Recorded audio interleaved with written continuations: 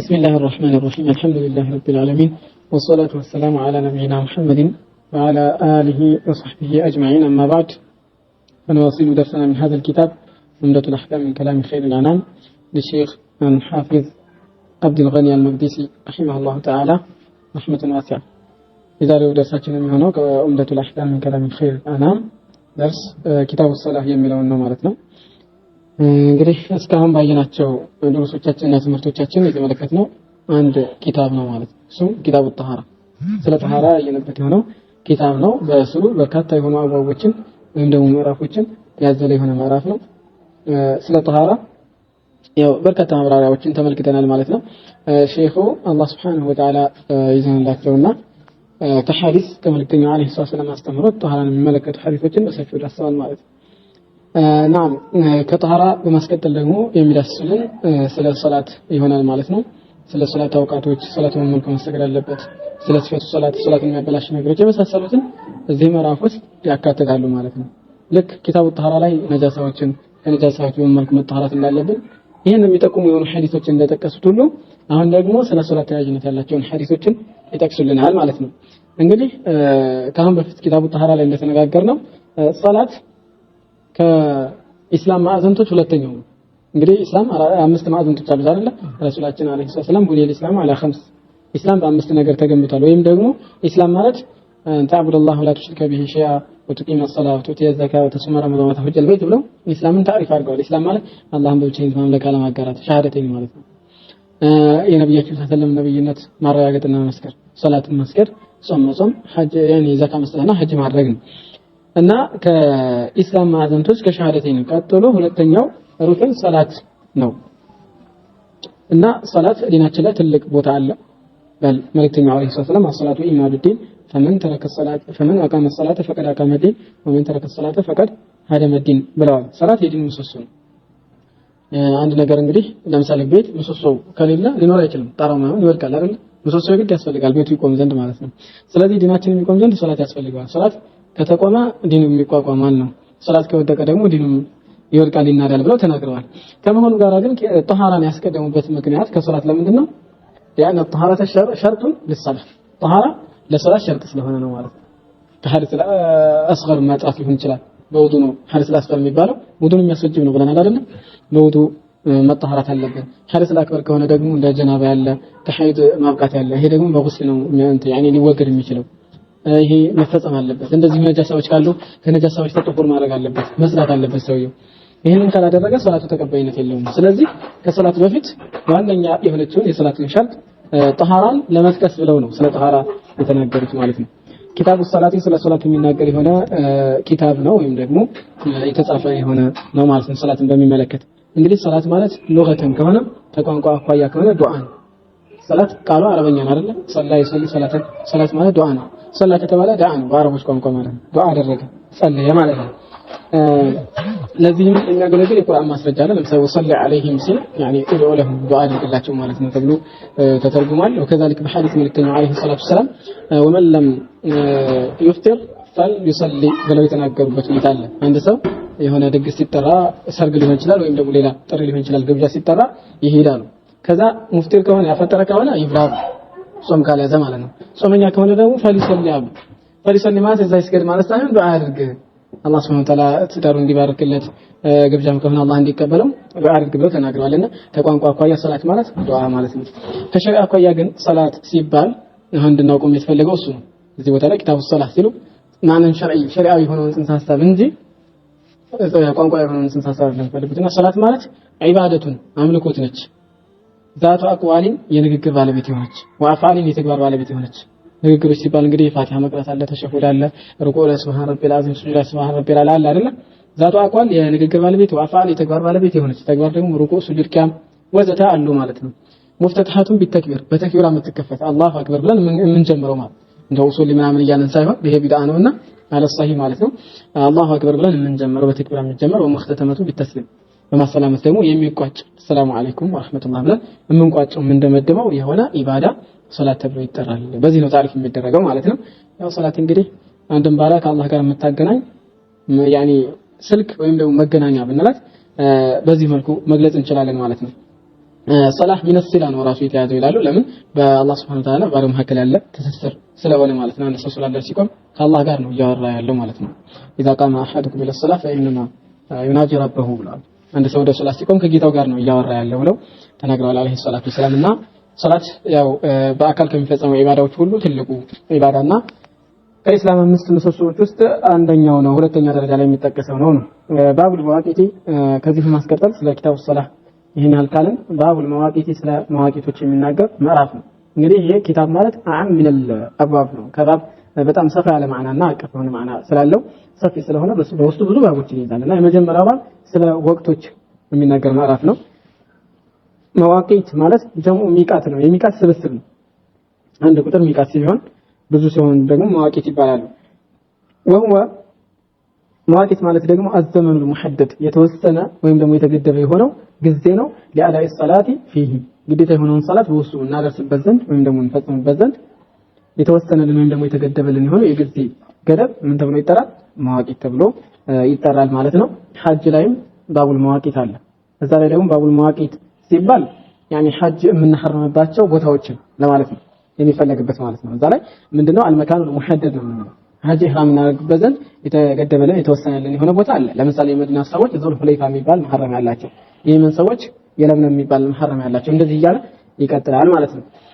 ናም እዚህ ላይ ግን ባቡል መዋቂት ሲባል የተፈለገው ሰላት ሊሰገድባቸው የተወሰኑ የሆኑ ወቅቶችን ነው። ያ አላህ Subhanahu Wa Ta'ala በቁርአን ኢነ ሰላተ ካነት ዐለል ሙእሚኒና ኪታበን መውቁታ ብሏል። ሰላት በምእመናኖች ላይ በጊዜ የተከፋፈለች ግዴታ ነች ብሎ ተናግሯል። ስለዚህ ሰላትን በጊዜው ነው መስገድ ያለብን ማለት ነው። ከጊዜው አስቀድመን ነው ያስወጥተን የምንሰግደው ተቀባይነት አይኖረውም። ሌላ ሙሳፊሮች ከሆነ አስቀድመን አሳخرን የምንሰግደው ጀምና ተአኺር የምናደርገው ቀስ የምናደርገው ይኖራል ማለት ነውና በዚህም ላይ ጅብሪል አለይሂ ሰላቱ ወሰላም ነብያችን አለይሂ ሰላቱ ወሰላም ያኒ ሶላት ግዴታ ሲደረግባቸው ለመጀመሪያ ጊዜ ጅብሪል መጥቶ ሶላትን አለማቸዋል አስተምሯቸዋል ማለት ነውና አምስቱን ወቅት ሶላት በመጀመሪያው ቀን በመጀመሪያው ወቅት ላይ እየመጣ አሰግዷቸዋል አምስቱን ወቅት ሶላት ማለት ነው።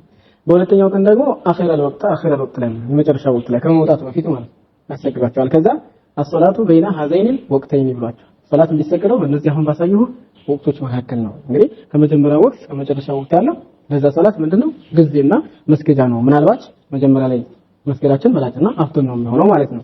ከዚህ ውጪ እስከ መጨረሻው ማዘግይተን መስገድ እንችላለን ነው። الحديث الرابع والأربعون 44 حديث عن أبي عمرو الشيباني كأبو عمرو كنياو ነው ከዚህ ታቢዒ ነው የተያዘው ነው ታቢዒ ነው رحمه الله تعالى كنياو ነው واسمه ስሙ سعد بن إياس ተብሎ ይጠራል ማለት ነው። سعد የኢያስ ልጅ ማለት ነው። قال ተከታዩን አለ حدثني أوراኝ صاحب هذه الدار የዚህ ቤት ባለቤት አወራኝ ይላል። وأشار ملكته بيده بجو إلى دار عبد الله بن مسعود رضي الله عنه ወደ አብዱላህ ብን መስዑድ ረዲየላሁ ዐንሁ ወደዚህ ትልቅ ሰሃቢ ቤት አመላከተ ማለት ነው።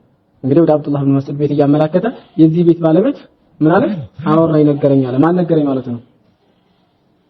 የዚህ ቤት ባለቤት ነገረኝ ካለ ወደ አብዱላህ ብን መስዑድ ቤት እያመላከተ ማን ነገረኝ ማለት ነው? አብዱላህ ብን መስዑድ ነገረኝ ማለት ነው አይደል? የቤቱ ባለቤት ማን ነው? አብዱላህ ብን መስዑድ ነው። እና የዚህ ቤት ባለቤት አብዱላህ ብን መስዑድ ስለሆነ የዚህ ቤት ባለቤት ነገረኝ ብሎ ይላል። ቃለ ተከታዩን አለ አብዱላህ ብን መስዑድ ወይም ደግሞ የዚህ ቤት ባለቤት ያለው ማለት ሰአልቱ ነብይ ሰለላሁ ዐለይሂ ወሰለም ነብያችንን ጠየቅኳቸው ይላል አለይሂ ሰላቱ ወሰላም። ማን ነው ይሄን የሚለው? አብዱላህ ብን መስዑድ ማለት ነው። አዩል አመሊ የትኛው ተግባር ነው አሐቡ ይበልጥ ተወዳጁ ኢላላህ ወደ አላህ Subhanahu Wa Ta'ala ይበልጥ ተወዳጁ የትኛው ተግባር ነው? እንግዲህ መልካም ስራዎች አላህ ዘንድ ተወዳጅ ናቸው። ነገር ግን የትኛው ነው ይበልጥ አሐቡና ይበልጥ ተወዳጁ ብሎ ጠየቃቸው ማለት ነው። ከመልካም ስራዎች በደረጃ ከፍ የሚል ዝቅ የሚል ይኖራል። ሁሉም መልካም ከመሆናቸው ጋር ማለት ነው። ወንጀሎች አላህ ዘንድ የተወገዙ ከመሆናቸው ጋር በጣም የከፋ የሆነ ወንጀል አለ አይደል? መካከለኛ አለ፣ ዝቅተኛ የሆነ ወንጀል አለ ማለት ነውና ከመልካም ስራዎች ውስጥ ሁሉ ወደ አላህ ተወዳጁ የትኛው ነው ብሎ ጠየቃቸው። ጠየቅኳቸው አለ ቃለ መልእክተኛው አለይሂ ሰላም ነው አሶላቱ ሰላትን መስገድ ነው አላ ወቅቲሃ በወቅቷ አላህ Subhanahu Wa Ta'ala ባስቀመጠላት በወሰነላት ወቅት መስገድ ነው። ይሄ አፍضل العمل ነው። ከስራዎች ሁሉ ምንድነው በላጭ የሆነ ተግባር ነው። ስለዚህ ሼኹን ይሄንን ሐዲስ እዚህ ቦታ ላይ ያመጡት ለምንድነው ባቡል መዋቂት ላይ ሶላት በወቅቱ መስገድ አለበት። ወደ አላህ Subhanahu Wa Ta'ala ይበልጥ ተወዳጁ ሶላትን በወቅቱ መስገድ ነው። ከወቅቱ አስወጥተን የምንሰግደው ከሆነ አላህ ይቀበላል። አስወጥተን ያስገድመን የምንሰግደው ተቀባይነት የለውም። ወሊያዱ ቢላህ አካባቢ ላይ ሰዎች ቀዷ በሚል በተለይ በንግዱ ዓለም ላይ የሚስተማሩ ማለት ነው ዙሁርን፣ አስርን፣ መግሪብን፣ ኢሻ ላይ የሚሰበስባሉ አንድ ላይ ይሰበስባሉ። በቃ ቤት ይቀባውጣሉ እንዴ ተሳሁን የሚያደርጉበት ሁኔታ አለ ማለት ነው። ዙህርን አይሰግዱም፣ አስሩን በወቅቱ አይሰገድም፣ መግሪብም አይሰገድም። ከቤት ሲመጡ ከኢሻ ጋር አብረው ዙህርን፣ አስሩን፣ መግሪብን፣ ኢሻን በአንድ አራቱም ሶላት በአንድ ወቅት ይሰገዳል ማለት ነው። ወሊያዙ ቢላህ ይሄ ሀቂቃ ዝም ብሎ ከንቱ የሆነ ልፋት ነው የሚሆነው እንጂ ተቀባይነት አይኖረውም። አላህ ቁርአን ላይ ፈወይሉ ሊልሙሰሊን አለዚነ ሁም አን ሰላቲሂም ሳሁን ብሏል። ለሰጋጆች ወየውላቸው በስግደታቸው ላይ የሚሳነፉ የሚዘናጉ ለሆነ ሰው ማለት ተናግሯልና ከባድ የሆነ ወንጀል ነው። ቁልቱ አልኳቸው ይላል ثم አዩ ከዛስ የትኛው ተግባር ነው? እንግዲህ ሰላት ይሄ መጀመሪያው ያኒ መልካም ተግባራቶች ሁሉ አላህ Subhanahu Wa Ta'ala ተወዳጁ ነው አሉት። ቁልቱ ثم አዩ ከዛስ የትኛው ነው ብዬ ጠየኳቸው ይላል። ቃለ አሉ መልእክተኛው አለይሂ ሰላቱ ሰላም ቢሩል ዋሊደይን ለወላጆች በጎ መዋል ነው። ለወላጆች የምንውለው በጎ ተግባር ለእናትና ለአባቶቻችን ማለት ነው። ይሄም ትልቅ መልካም ተግባር ነው። እነሱ ያዘዙትን መፈጸም ሊሆን ይችላል ሐራም እስካልሆነ ድረስ እነሱን በማስደሰት ይርታ በማድረግ ለነሱ የምንፈጽመው መልካም ተግባር ይሄም ከስራዎቹ አላህ ዘንድ ተወዳጁ ነው። ቁልቱ አልኳቸው ይላል ثم አዩ ከዛስ የትኛው ነው አልኳቸው። ቃለ አሉ መልእክተኛው አለይሂ ሰላቱ ሰላም አልጂሃዱ መታገል ነው ፊ ሰቢልላህ በአላህ መንገድ ላይ ወጥቶ መፋለም ነው። ጂሃድ ማለት በዝሉል ውስዒ ፊ ቂታል አልዐዱ ማለት ሀገሮችን በመፋለምና በመጋደል ላይ ሰውየው ኃይሉን ጉልበት ችሎታውን ወጪ ማድረግ የገንዘብ ሊሆን ይችላል ያቁም ሊሆን ይችላል ወጪ ማድረጉ በመላሱ ሊሆን ይችላል የሚታገለው ይሄ ጂሃድ ተብሎ ይጠራል ማለት ነው። ራሱን የቻለ ሽሩጥ አለው ضوابط አለው በዛም መቻ አለበት እንጂ ይሄ ዝም ብሎ እነዚህ ጀማዓቱ ተክፊር የሚፈጽሙት እነ ዳኢሽ አልሸባብ ምናምን እንደሚፈጽሙ አይደለም።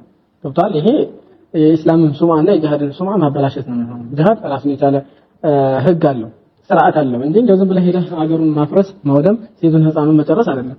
ይሄ እነሱ ስርዓት ያኒ ጠፍቶ ማጥፋት የሚባለው ነገር ነው። ይሄ ደግሞ በሸሪዓችን በጣም የተወገዘ የሆነ ነገር ነውና ጂሃድ ትልቅ ኢባዳ ነው፣ ትልቅ አምልኮት ነው። ሰው ዛሬ በዚህ ኢባዳ ላይ ያኒ የሚፈራበት ሁኔታ አለ። ይሄ የሚያስፈራ የሆነ ጉዳይ አይደለም። ሰው ለብሔሩ ሲል እየሄደ እየወደቀ አይደል አፈርደም እየበላ ነው አይደል ሀገሬን ድንበሬን አስጠብቃለሁ እያለ አፈርደም እየበላ ነው አይደል። ታዲያ ሰው ለዲኑ ለሃይማኖቱ ዘላለማዊ የሆነ ህይወትን የሚያስተካክልበት ለሆነው ሃይማኖቱ ቢለፋና ቢታገል ቢሞት ምን ችግር አለው? ጂሃድ ማለት ይሄ ነው። ከዚህ የተለየ ነገር የለውም እና ትልቅ ኢባዳ ነው። ግን በልጓሙ ሸሪዓዊ በሆነ ልጓም መለጎም መቻል አለበት ነው። እና አሁን ለወላጆች የሚዋለውን በጎ ተግባር ከጂሃድ አስቀድሞታል መልእክተኛው አለይሂ ሰላቱ ወሰላም። ለምን ከተባለ ቢሩል ዋሊደይን ምንድነው? ግዴታ ነው። ጂሃድ ደግሞ ግዴታ ነው ናም ግን ግዴታነቱ በሁለት ይከፈላል። ፈርዱል ዐይን እና ፈርዱል ኪፋያ። ነፍስ ወከፋዊ ግዴታ ይሆናል። ለምሳሌ አንድ ሙስሊም ሀገር መጥቶ ጠላት ቢወር እሱን መከላከል በእያንዳንዱ ሙስሊም ላይ ግዴታ ይሆንበታል ማለት ነው። እና ሌሎችም ግዴታ የሚሆንባቸው እንትኖች አሉ በነፍስ ወከፋዊ ግዴታ የሚሆንባቸው ማለት ነው። ከዛ ውጪ አንድ ሙስሊም መንግስት ኖሮ የተወሰኑ ሰዎችን ካስተማራ ወታደሮችን ከሌሎቹ ላይ ግዴታነቱ ይቀራል ማለት ነው። ግዴታ ይሆንባቸው። ይሄ ለወላጆች በጎ መዋል ደግሞ ፈርዱል ዐይን ነው። ለዚህ ነው ነብያችን አለይሂ ሰላቱ ወሰላም አንድ ሰው መጥቶ ጂሃድ ለመዝመት ሲጠይቃቸው ሐዩን ዋሊዳ ካሉት ወላጆች አሉ አሁን በህይወት ሲሉት አዎ አሉ ሲላቸው ቃለ ፈፊሂማ ፈጃሂድ አሉ በል እነሱ ጋር ሄድና በእነሱ ውስጥ ታገል አሉት። ያ ለነሱ የሚውለው መልካም ተግባር እንደ ጂሃድ ተቆጥሮለታል ማለት ነው። አልሙሂም ቢሩል ዋሊደይን ሙቀደም አለ ጂሃድ ፊ ሰቢልላህ ነው።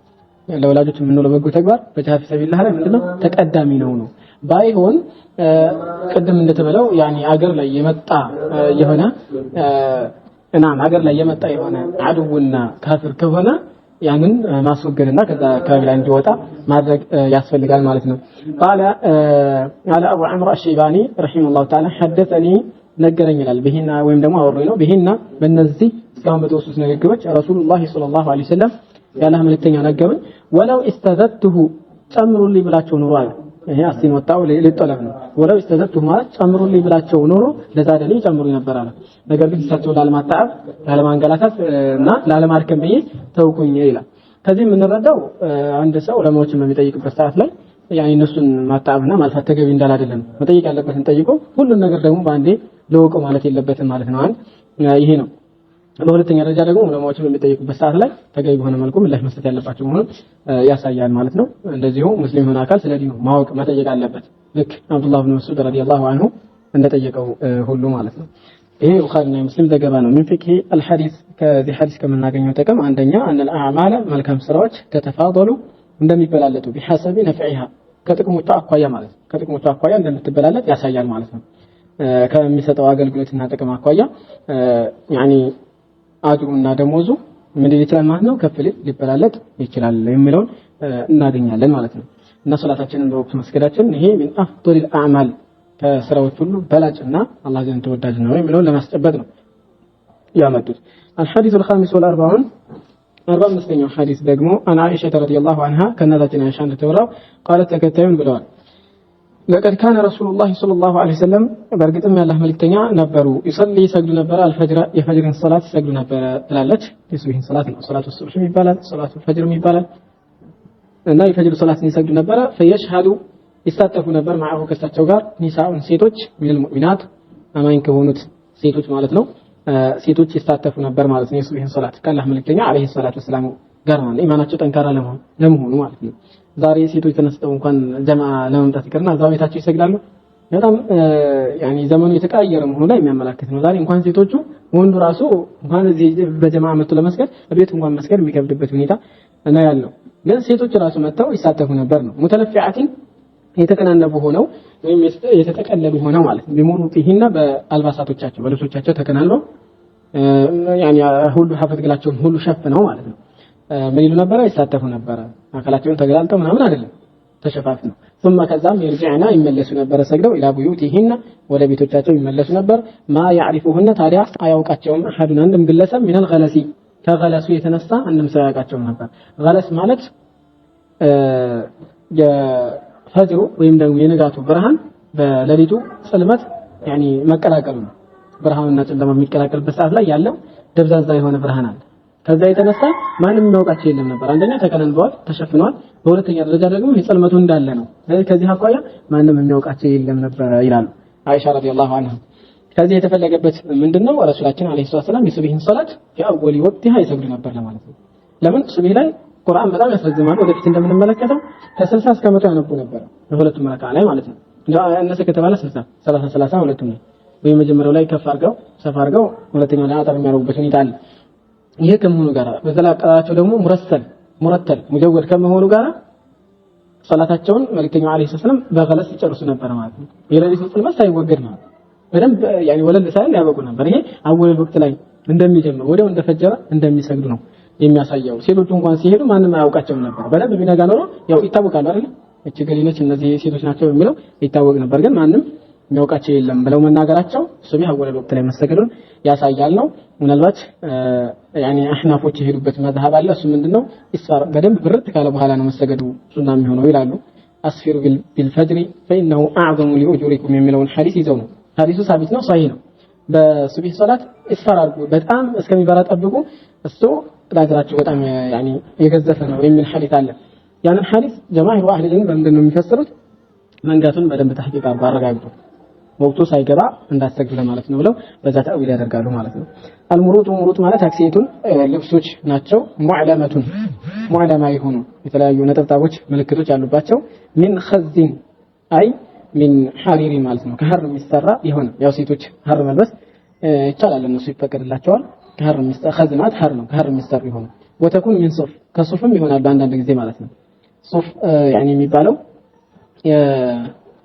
ልብስ መስሪያ ማለት ነው ከዛም ይሰራል ሱፍ በመሰረቱ ለወንድም ችግር የለውም ቢለብሰው ማለት ነው ቢሰራ ነገር ግን ለሴቶችም ይፈቀዳል ማለት ነው ሐር ግን ለወንድ አይፈቀድልንም ለሴቶች ብቻ ነው የሚፈቀደው ወተኩን ምን ሱብን አንዳንድ ጊዜ ከሱፍም የሚሰሩበት ሁኔታ አለ እነዚህ አልባሳቶች የሚለብሷቸው ነው ሴቶቹ ومتلفعات ማለት ደግሞ متلحفات ማለት የተጠቀለሉ ወይም የተከናነቡ ሆነው ለማለት ነው والغلس ማለት ደግሞ اختلاط መቀላቀሉ ነው ያ الصبح የንጋቱ ብርሃን بظلمة الليل በሌሊቱ ጽልመት መቀላቀሉ ነው ደብዘዝ ያለ የሚሆነው ብርሃን እና ሱብሂን አወል ወቅት ላይ ይሰግዱ እንደነበር የሚጠቁም ነው ሴቶችም እንደዚሁ መምጣታቸው ፊትና የማይፈጠር ከሆነ እንደሚቻል ያሳያል ነው ግን አሁን ባለንበት ሰዓት ላይ ሴቶቹ ማደብ የላቸው ሲወጡ ያኒ ሽቶ ተቀብተው ሊወጡ ይችላሉ ወይም ደግሞ ሚስብ ማራኪ ልብስ ለብሰው ሊወጡ ይችላሉ ወንድም ማደብ የለውም ስለዚህ ሴቶች መስጊድ እንዲመጡ አንመክርም እዛው ቤታቸው ተነስተው ከሰገዱ فهو خير ረሱላችንም ወቡዩቱሁነ خير ለሆነ ነው ቤታቸው ለነሱ የተሻለ ነው ጓዳቸው ቢሰግዱ ነው የሚሻለው ማለት ነው ናም የፍቅር ሐዲስ ከዚህ ሐዲስ ከምናገኘው ጥቅም አንደኛ استحباب المبادرة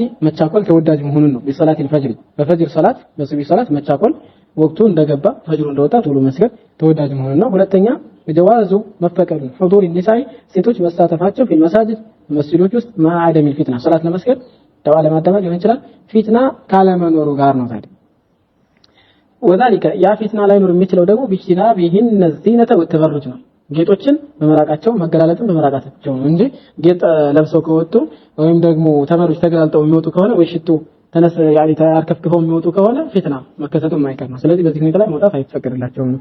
እና አሁን ባለንበት ዘመን ደግሞ ባለንበት ተጨባጭ ፈሳድ የበዛበት ዘመን ስለሆነ ሴቶች መስጊድ እንዲመጡ ለስራት አንመክርም። እዛው ቤታቸው ይስገዱ። መሐደራ ዳዕዋ ቂራት ከሆነ ግን ያኒ አለባበሳቸው ሸሪዓውን ያማከለ በሆነ መልኩ መጥተው ይማሩ። ለምን ይሄ ዋጅብና ግዴታ ፈርድ ስለሆነ። ሶላቱ ግን እነሱ መስጊድ መምጣት አይወጅባቸውም ባል ሙስተሐብ አይሆንላቸው ጃኢዝ ነው የተባለ የተፈቀደ ነው የተባለ እዛው ቤታቸው መስጊዳቸው ትልቅ ኸይርና يعني የሚያገዝ ፍላቸው الحديث السادس والأربعون 46 حديث عن جابر بن عبد الله رضي الله عنهما كجابر بن عبد الله እንደተወራው ከሁለቱም አላህ ምን ተንታችሁ ይገድ قال ተከታዩና ላይ كان النبي صلى الله عليه وسلم ያላህ ነብይ ነበሩ يصلي الظهر የظهر صلاه ይሰግዱ ነበረ بالهاجرة በቀትር ይሰግዱ ነበረ ቀትር ላይ ማለት አወል ወቅት ላይ ማለት ነው ቀትር የሚባለው يعني ፀሐይ ዘንበል ካለች በኋላ ወደ መግቢያዋ ያለው የሙቀት ጥንካሬ ነው አይደል አሁን ይሄ ጠራራ ነው ቀትር ነው ይባላል አይደል እና በዛ ሰዓት ላይ ይሰግዱ ነበር ማለት ዙሁርን አወል ወቅት ላይ ይሰግዱ ነበር ነው ስለዚህ ዙሁርን በመጀመሪያው ወቅት ላይ መስገድ ሙስተሐብና ሱና ነው والعصر ባይሆን አንዳንድ ጊዜ ኢባድ ቢደረግና ማቀዝቀዝ ዘግይት ያደረጉ ቢቀዘቀዝ ችግር የለውም والعصر ወቅቱ እስካልወጣ ድረስ ማለት ነው አስርን ደግሞ ይሰግዱ ነበር ወሸምሱ ፀሐይቱ ነቂየቱን ጽድት ያለች ሆና ሳለች ማለት ነው ምንም ሳትደፈርስ ሳትደበዝዝ ጽድት ያለች ሆና ሳለች ይሰግዱ ነበር ይሄም እንደዚሁ አስርን አወል ወቅት ላይ ይሰግዳሉ ገብቷል አስርን የሚሰግዱት መልእክተኛው አለይሂ ሰላም ፀሐይቱ ጽድት ያለች ሆና ነው በለንደውም አንድ ሰሃቢ ምን ይላል የአስርን ሶላት ሰግደን ከነብያችን ጋር አለይሂ ሰላም ከመዲና ሩቅ ዳርቻ እንሄድ ነበር ከመዲና እየወጣን ይላል ፀሐይቱ ግን ማቃጠላ እንዳለ ነው ወሸምሱ ሐየቱ ይላል ይሄ የሚያሳየው እንግዲህ ምንድነው ከሳቱ ጋር ሶላት ተሰግዱ ከዛ ወይ በባጃጅ ምናምን አይደለም የሚሄዱት እንደኛ ማለት ነው ወይ በሳይክል አይደለም በእግራቸው ነው ከመሄዳቸው ጋር መዲና ሩቅ ዳርቻ ሲደርሱም ፀሐይቱ እንዳለች ነች ባለችበት ማለት ነው ይሄ አወል ወቅት ላይ መስገዳቸውን ያሳያል አኺራው ቢሆን የሚሰግድ ፀሐይ ትገባ ነበር ቶሎና ማለት ነው እና ወልዓስር ወሸምሱ ነቂየቱ ፀሐይቱ ጽድት ያለች ሆና ሳለች ይሰግዱ ነበር ነው والمغرب የመግሪብን ሶላት ደግሞ ይሰግዱ ነበር اذا وجبت የወደቀች ጊዜ ማለት ነው ፀሐይቱ በመግቢያዋ ውስጥ የወደቀች ጊዜ ይሰግዱ ነበር ይሄም እንደዚሁ የመግሪብን ሶላት ያወል ወቅት ያህል እንደሚሰግዱ የሚያሳይ ነው ወጀበት የሚለውን ከታች ይተረጉማል አልሙፍረዳት ብሎ ነጠላ አካላቶች ብሎ ነቂየተና ሷፊየተን ጽድት ያለች ሆና ለይስ ቢሃ ሱፍረቱን በሷ ላይ ሱፍራ የለባት ሆና እንግዲህ ቢጫ ነገር ማለት ነው መደብዘዝ የለባት ሆና መደለች የለባት ሆና ነው ወጀበት ማለት ደግሞ ሰቀጦት ሸምሱ في مغربها ፀሐይቱ በመግቢያዋ ውስጥ የወደቀች ጊዜ ይሰግዱ ነበር ነው መግሪብን ያወል ወቅት መስገዱ ምንድነው ሱና ነው ያው ወቅቱ የሚያበቃው ቀይ የሆነው ብርሃን ሲጠፋ ከመግሪብ ሶላት በኋላ ያለው ቀይ ብርሃን አለ እሱ ሙሉ በሙሉ ሲጠፋ የመግሪብ ሶላትም ወቅቱ ያበቃል ኢሻ ወቅቱ ይገባል ማለት ነው ኢሻን ደግሞ አህያንን አንዳንድ ጊዜ ፈጠን አድርገው ይሰግዳሉ ወአህያንን አንዳንድ ጊዜ ደግሞ ዘግይት አድርገው ይሰግዳሉ ይላል ጃብር ብን አብዱላህ ረዲየላሁ ዐንሁ ይሄም እንዴት ነው اذا راهم ያዩአቸው ጊዜ ሙእሚኖቹን ተከታዮቻቸውን ሰጋጆቹን እጅተማው ተሰብስበው ሲያገኙአቸው ሲያዩአቸው አጀለ ያቻኩላሉ ለምን ማቻኮሉ ለነሱ አሳራፊና ጥሩ ስለሆነ ማለት ነው ጥሩ መስገድን ስለሆነ የፈለጉት ሁኔታቸው ያን ስለሆነ የሚገልጸው اذا راهم ያዩአቸው ጊዜ እጅተማው ተሰብስበው ያዩአቸው ጊዜ መስጊድ ውስጥ አጀለ ያቻኩሉላቸዋል واذا راهم ያዩአቸው ጊዜ ደግሞ አብጠው ተንጓደው ተአخرው ባትለው ያዩአቸው ጊዜ ደግሞ አخራ ያዘገዩላቸዋል ለምን ከተባለ የዘገዩበት ምክንያት ባትለው በአንዳንድ ነገሮች ቢዚ ሆነው ነው ስለዚህ ትንሽ ከቆያቸው ይመጣሉ ማለት ነውና ያኒ ይብጣ አድርገው ወይም ደግሞ ተንጓደው ሲያዋቸው ደግሞ ያዘገዩ ነበር መልእክተኛው አለይሂ ሰላቱ ሰላም ስለዚህ የኢሻ ሶላት በመጀመሪያ ወቅት መሰገዱ ሳይሆን ያኒ ተአኺር ተደርጎ መሰገዱ በላጭ ነው እንደው መልእክተኛው አለይሂ ሰላም እስከ ሱሉስ ለይል ላይ ማዘግየቱ ኸይርና መልካም መሆኑን አቅም ከተገኘ ይናገራሉ ግን በአሁኑ ሰዓት ላይ ችሎታ ያለው የለም ለሁለት ሰዓት ራሱ በጣም እየከበደ ነው አይደል ስለዚህ አወል ወቅት ላይ መስተገዱ ይሄ ነው ለየተሻለ የሚሆነው ለአሁን ላለንበት ማህበረሰብ ማለት ነው ወሱብሃ የሱብሂን ሶላት ደግሞ ይሰግዱ ነበር ካን ነብዩ ሰለላሁ ዐለይሂ ወሰለም ነብያችን ነበሩ ይصليها ይሰግዱት ነበር በገለስ ይሰግዱት ነበር ገለስ ማለት ቀደም እንዳለው اختلاط ضياء الصبح بظلمة الليل ነው አይደል የነጋቱ ብርሃን በሌሊቱ ጽልመት ምን ማለት ነው መገናኘቱና መቀላቀሉ ነው በዛ ሰዓት ይሰግዱ ነበር መልእክተኛው አለይሂ ሰላም ያኔ በዛ ሰዓት ላይ ያበቁ ነበር አለይሂ ሰላም ከዛ በፊት ነው ቀድሞ የሚጀምሩት ሌላ ሐዲስ ላይ ተብራርቷል የሚያበቁት በገለስ ነበር እያለ ነው ስለዚህ ሱብሂም አወል ወቅት ላይ እንደሚጀመር ያሳያል ጀማሂሩ አህሊ العلم በዚህ ላይ ነው ያሉት ነው ሱብሂንም አወል ወቅት ላይ መስገዳችን መልካም ነው الهاجرة هاجرة ማለት هي شدة الحر هي شدة ጥንካሬ ነው الحر የሙቀቱ بعد الزوال ፀሐይቱ ወደ መግቢያዋ ዘንበል ካለች በኋላ የሚኖረው የፀሐይቱ ጥንካሬ ምን ተብሎ ይጠራል ሀጅራ ተብሎ ይጠራል የዙሁርን ወቅት የሰገዱበት ነው መልእክተኛው አለይሂ ሰላም የሱብሂን ሰላት የሰገዱበት ወቅት አልሃጅራ ተብሎ ይጠራል ነው من فقه الحديث አሁንም ከዚህ ሐዲስ ከምናገኛቸው ጥቅሞች ፈድሉ ሙባደረቲ መቻኮል ያለውን ትሩፋት ነው በሰላዋት ለኸምሲን በአምስት አውቀት ሰላቶች في اول وقتها በመጀመሪያው ወቅቷ ላይ ተቻክሎ መስገድ ያለውን ደረጃ ነው ማዕደል ኢሻ ከኢሻ ውጪ ማለት ነው ኢሻ ሶላት እስከሆነ ሙእሚኖቹም ተቻክሎ ካያቸው ኢማም የሆነው አካል ያቻኩልላቸዋል ማለት ነው ዘግየት ብሎ ካያቸው ደግሞ ተአኺር ያደርግላቸዋል ያዘግይላቸዋል በዚህ መልኩ ነው መሆን ያለበት ነው ለምን በኡማው ላይ ለማዘንና ለመራራት ሲባል ማለት ነው الحديث السابع والأربعون 47 حديث نعم يكفينا في هذا خير شيء لا نقوم عليه እና የሶላት ወቅቶች መጀመሪያቸውና መጨረሻቸውን ማወቅ በጣም ወሳኝ ነው አወል ወቅት ላይ መስገዱ በላጭና ወደ አላህ Subhanahu Wa Ta'ala ተወዳጅ የሆነ ተግባር ነው ግን መቼ ነው የሚገባው መቼ ነው የሚወጣው የሚለውን በተመለከተ የዙሁር ሶላት የሚገባው ፀሐይቱ ወደ መግቢያዋ ዘንበል ስትል ነው የሚያበቃው ደግሞ አንድ ሰው ጥላው ማለት ነው አምሳያውን በሚመስልበት ሰዓት ላይ ከዛ ጨመር ሲያደርግ የዙሁር ሶላት ያበቃል ማለት ነው የዙሁር ሶላት ወቅት ያበቃል የአስር ሶላት ይገባል ማለት ነውና የአስር ሶላት ወቅት የሚገባው አንድ ሰው ሊሆን ይችላል ወይ የሆነ ነገር ጥላው አምሳያውን መስሎ ጨመር ካደረገ የአስር ወቅት ገብቷል ማለት ነው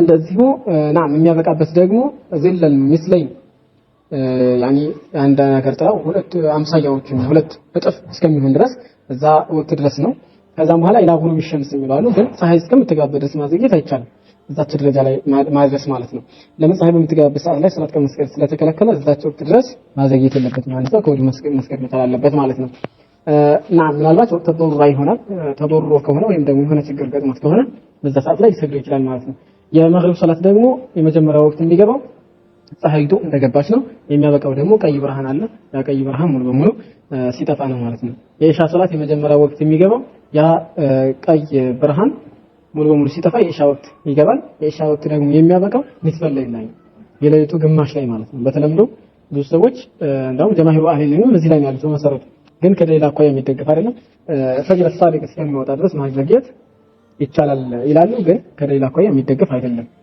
ትክክለኛ ማስረጃ ምንድነው መልእክተኛው አለይሂ ሰላቱ ወሰለም ኢላ ንስፊ ሌሊ ወቅቱ ሊሻ ኢላ ንስፊ ሌሊ ሐዲስ ሰያል የኢሻ ወቅት እስከ ሌሊቱ ግማሽ ድረስ ነው ከዚህ ወደ ማዘግየት የለብንም አካባቢያችን ኢሻ እንዳሻ ይባላል ኢሻ እንዳሻ ይሄ ሰዎች ከዚህ በኋላ ያመጡት የሆነ ነገር ነው እንዳሻ ሳይሆን አላህ Subhanahu Wa Ta'ala እንደሻው ነው መሆን ያለበትና እስከ ንስፈል መሆን መቻል ይኖርበታል ማለት ነው እና የሱብህ ሶላት ምናልባት ወቅት ተضرر ይሆናል አሁን ሰውየው በእንቅልፍ ምናምን እንትን ብሎት ከሆነ ከ6 ሰዓት በኋላ ከሌሊቱ ሊሰግድ ይችላል ማለት ነው ከንስፈል በኋላ የሱብህ ሶላት መጀመሪያ የሚገባው ፈጅር ሳዲቅ ትክክለኛ የሆነው ፈጅር ሲወጣ ነው የሚያበቃው ደግሞ ፀሐይ ስትወጣ ነው እና በእነዚህ ወቅቶች መካከል ባለው ሶላትን መስገድ ግዴታና ዋጅብ ነው አወል ወቅት ላይ ብንሰግደው ግን አሁን ሐዲሶች ላይ እንደተመለከትነው ተመራጭ ይሆናል ማለት ነው هذا والله اعلم وصلى الله وسلم على نبينا محمد وعلى اله وصحبه